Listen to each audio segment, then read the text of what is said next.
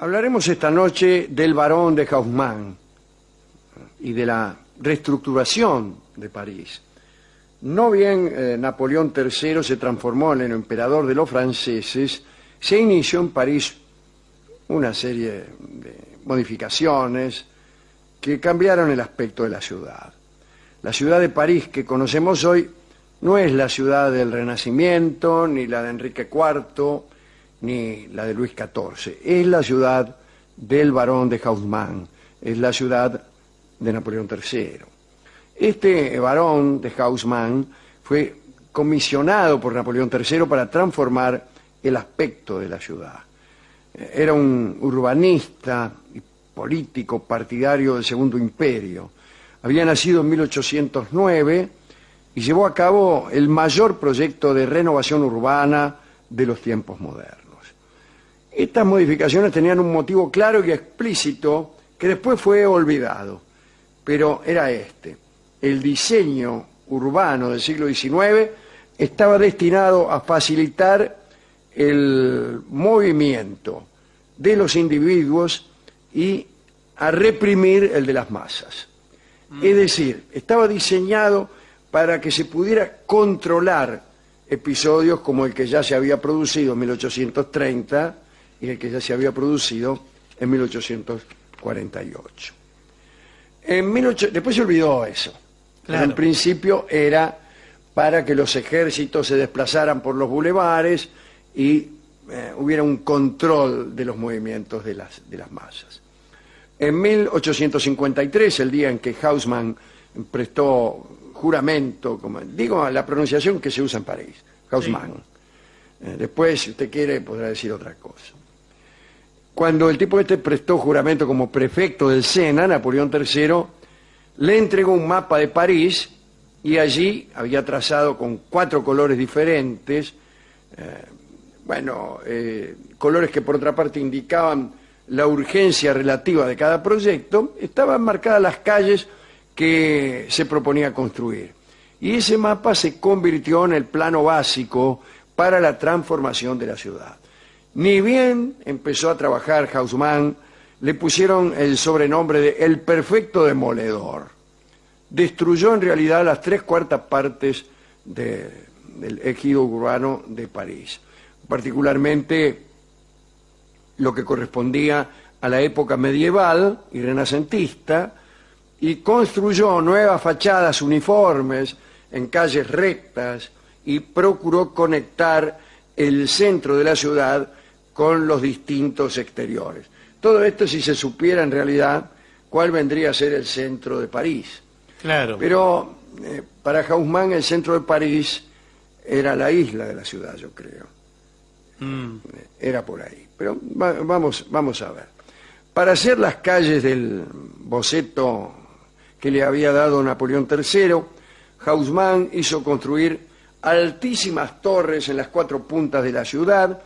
Allí hacía subir a sus ayudantes, a los que llamaba geómetras urbanos, para que trazaran con compás y regla unas calles rectas que atravesaran la capital.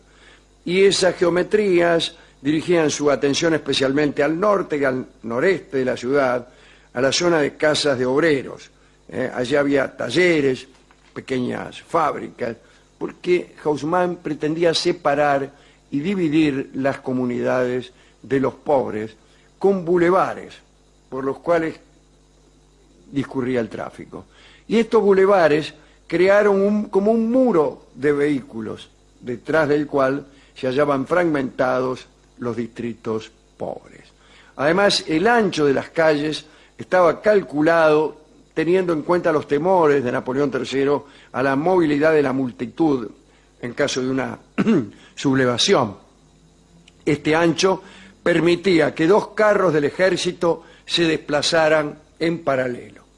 En realidad todo era para que en caso necesario la milicia pudiera disparar hacia los costados de la calle.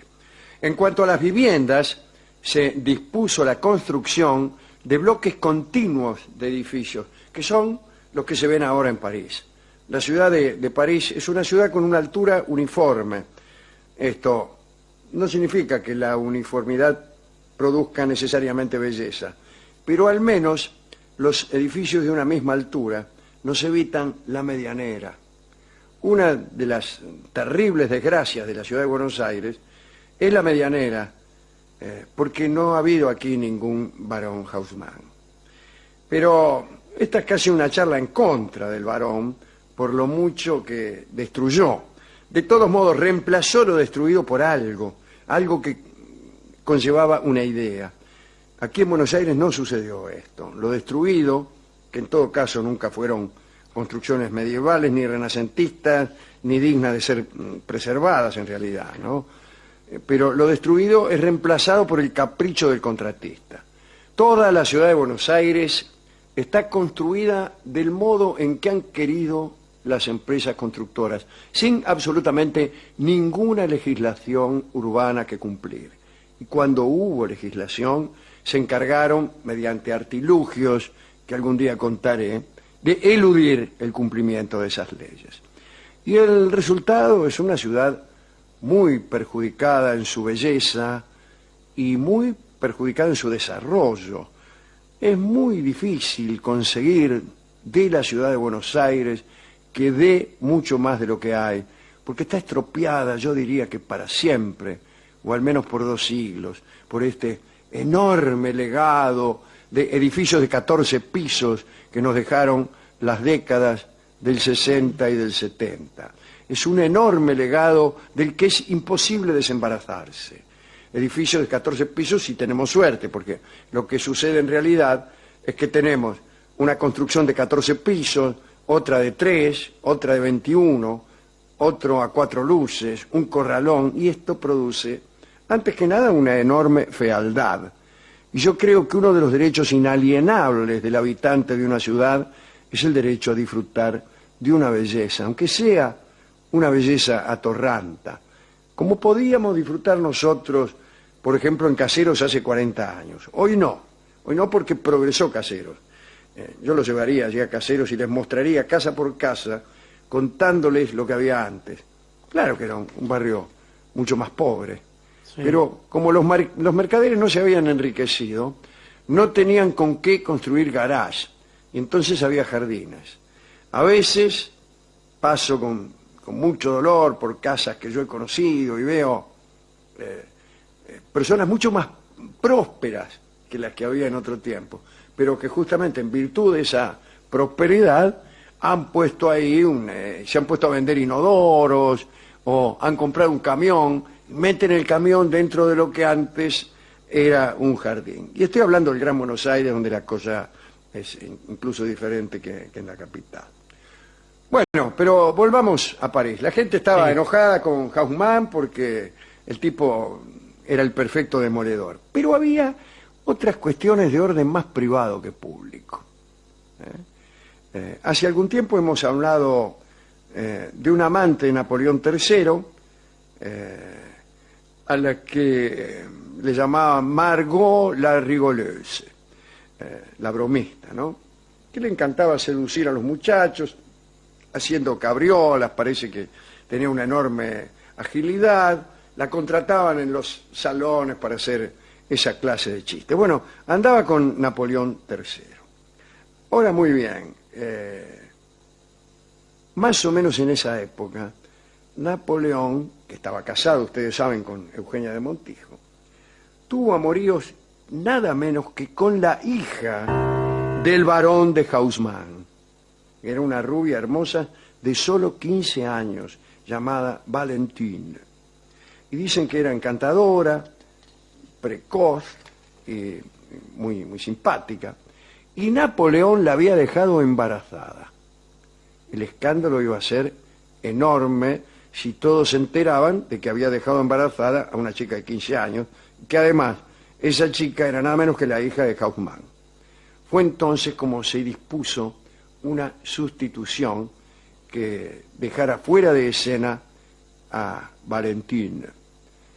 Napoleón habló con Margot, la de las cabriolas, la rigoleuse, y le dijo que fingiera un embarazo.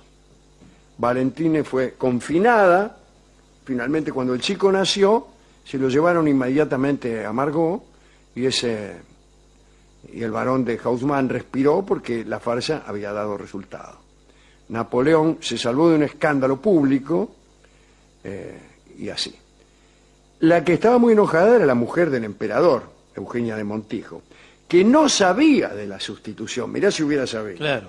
Pero sí sabía que su esposo le había sido infiel con Margot la Rigolleuse, y bueno, pensaba, como pensaban todos, que el hijo de Margot era hijo de Luis.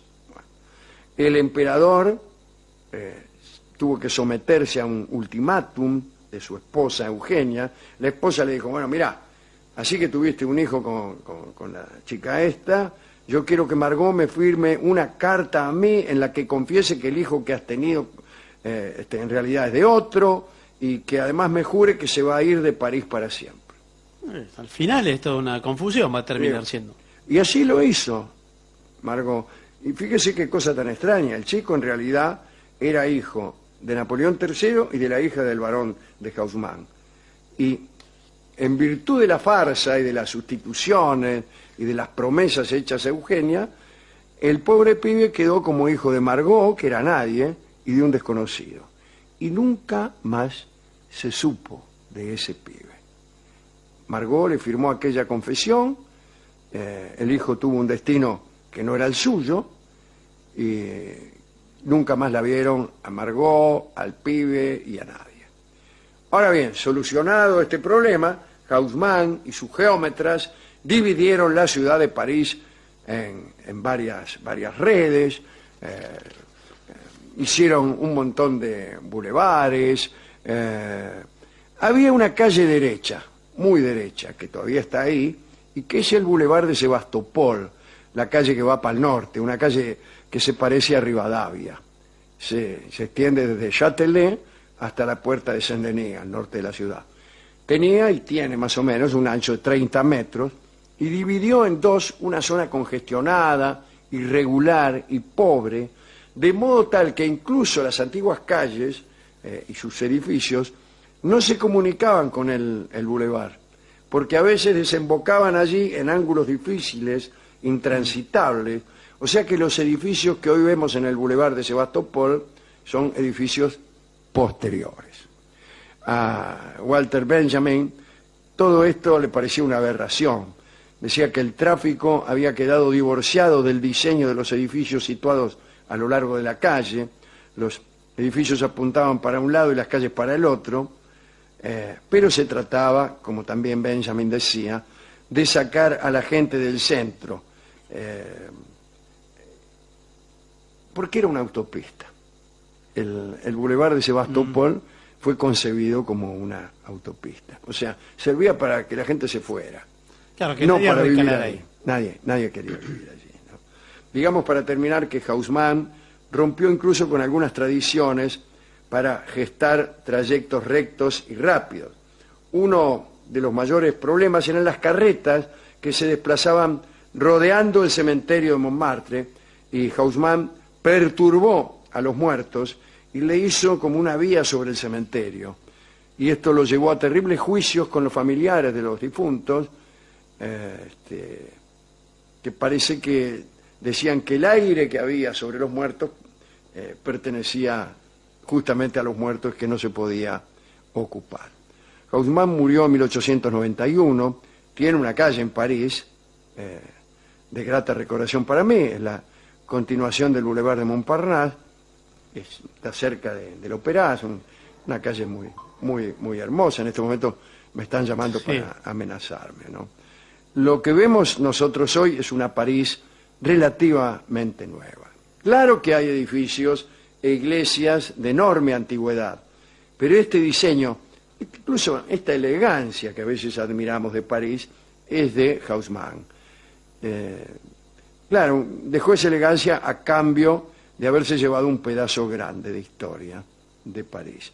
Fue un hombre bastante destructivo, construyó sin embargo la Ópera de París y también el trazado de esas calles en forma de estrella que desembocan en el Arco de Triunfo, que es también algo que les gusta a algunos turistas y a otros no.